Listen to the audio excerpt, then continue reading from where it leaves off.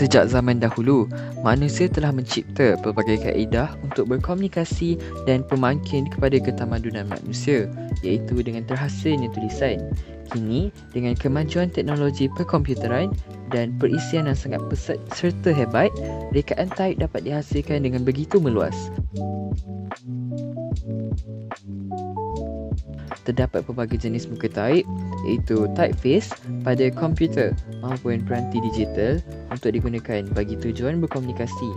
Bagi pereker grafik, tipografi bukan sahaja berfungsi menghasilkan tulisan yang sempurna untuk berkomunikasi, tetapi juga sebagai satu bentuk ekspresi seni. Tipografi merupakan satu daripada elemen penting dalam komunikasi visual.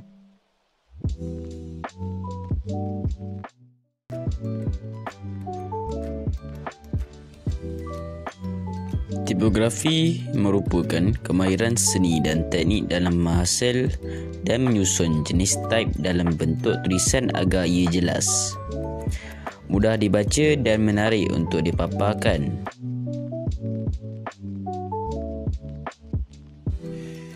Istilah-istilah yang terdapat dalam tipografi mempunyai banyak berkaitan dengan istilah yang diguna pakai dalam kaligrafi. Satu proses kesenian bagi menghasilkan huruf secara manual dan proses susunan taip dalam teknologi pencetakan yang diperkenalkan sejak abad ke-15 lagi.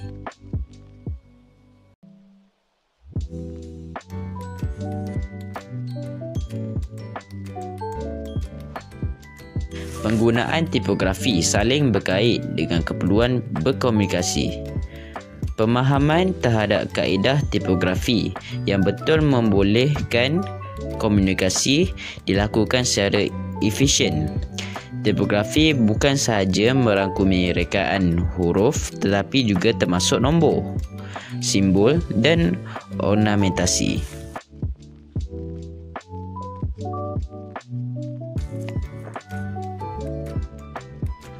Papan tanda, yang kedua emoticons, yang ketiga graffiti dan yang terakhir sekali iaitu poster.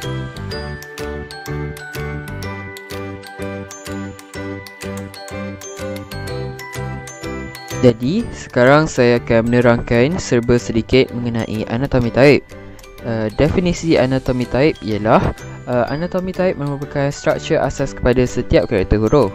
Kemudian, pengetahuan terhadap anatomi taip membolehkan mereka, khususnya pereker taip, mereka bentuk atau mengaplikasikan taip dengan lebih baik.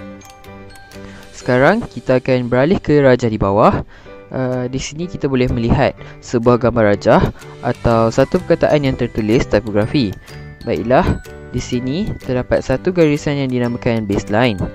Kemudian, jarak dari garisan ini dan garisan ini dinamakan sebagai height. Pada huruf T di bahagian atas itu merupakan beat, manakala yang lurus ke bawah ini merupakan stem. Pada huruf Y pula di tengah-tengah itu dipanggil sebagai crotch. Selepas itu, pada huruf P terdapat satu garisan melengkung yang dinamakan sebagai bowl kerana ia kelihatan seperti mangkuk.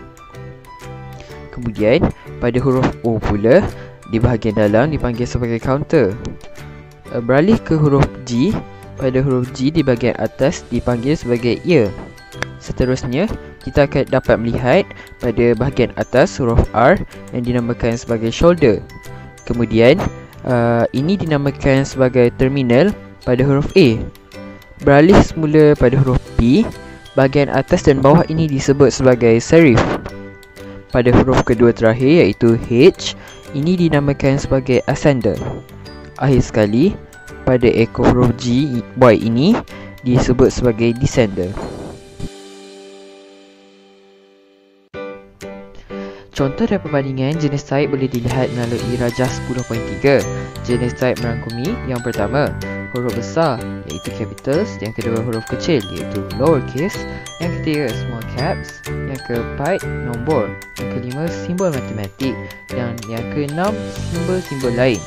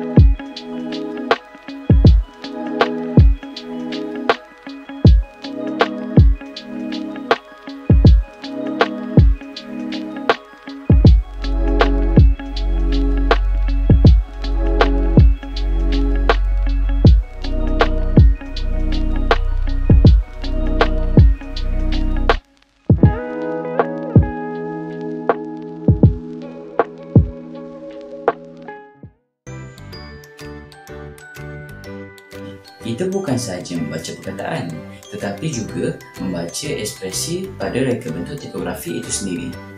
Hal ini demikian kerana tipografi ekspresi memberi penekanan visual terhadap maksud daripada sesuatu perkataan yang ingin disampaikan. Selain itu, ciri-ciri unik reka bentuk yang terdapat pada setiap type boleh digunakan sebagai asas kepada rekaan baharu dengan menggunakan daya imajinasi dan kreativiti. Yang pertama, onomatopia. Onomatopia merupakan pembentukan atau penggunaan kata-kata yang meniru bunyi semula jadi bersama aksi yang dikaitkan. Contohnya bang, boom, snap dan lain-lain. Onomatopia sering digunakan dalam seni komik. Konotasi type. Konotasi sering digambarkan dengan penambahan dan pengurangan yang berkaitan dengan hubungan emosi yang menyenangkan atau tidak menyenangkan. Personifikasi type. Personifikasi type memberikan sifat dan kualiti yang terdapat pada manusia kepada sesuatu perkataan melalui metafora. Yang kedua, personifikasi type banyak digunakan oleh artis dalam karya seni visual bagi menyampaikan mesej yang lebih menarik dan berkesan. Akhir sekali, figura type. Figura type menghasilkan bentuk figura menggunakan reka bentuk type serta komposisi sejumlah muka type. Yang kedua, figura type menguji kemampuan untuk melihat bentuk dan rupa yang terdapat pada setiap rekaan type daripada perspektif yang berbeza.